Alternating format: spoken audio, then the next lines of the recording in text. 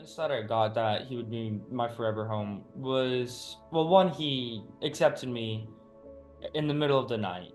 Nobody's really going to do that unless they actually care about the people.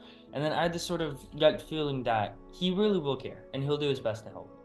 When I grew up on a farm as a kid, I found myself spending most of my time with the animals on the farm. The animals don't judge you. They love you like, no matter what. And that's sort of the same thing that I was hoping would happen later on. I just kept pushing through and I'm like, there's got to be somebody out there who like they love me and they won't judge me. And I found that. And so I asked him, hey, can I call you dad? And he's like, no, you can call me Mr. Peter. And I'm like, okay, dad. I just didn't really care at that point because I knew that I was going to be with him forever. I think as a parent, most time you wanna parent your child and win them over. But for him, there wasn't. He just automatically, in some way, gave me that authority and that opportunity before I thought about it.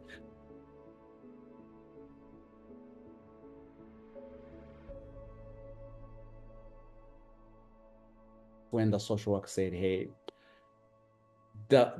his adoptive parents left him in the hospital and they signed up the parental rights that they did not want him anymore." So all of a sudden, I think it went back to when I ran away as a street kid. I think for me it was like, oh no, the whole, like flashback just went back. And I was born in Uganda, poor of the poorest, and I didn't have a good childhood. Never had a pair of shoes. I had never slept on a mattress. So life was just miserable. One time I was trying to steal from a stranger, and this stranger saw me and said, hey, I can give you food, So he fed me for 1 year and a half, and one day he said, hey, if you had an opportunity to go to school, would you love to go to school? I was at my lowest, but in some way he saw the best in me at my lowest.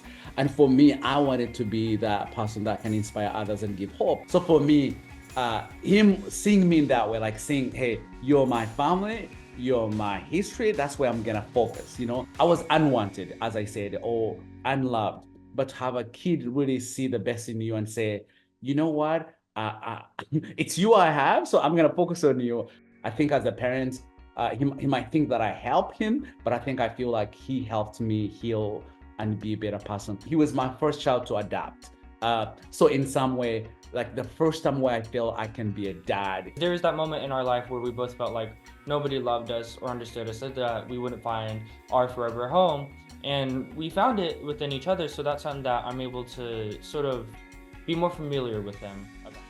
And to see through it all, like how he's grown along the way, that really affirms that I can be a good dad,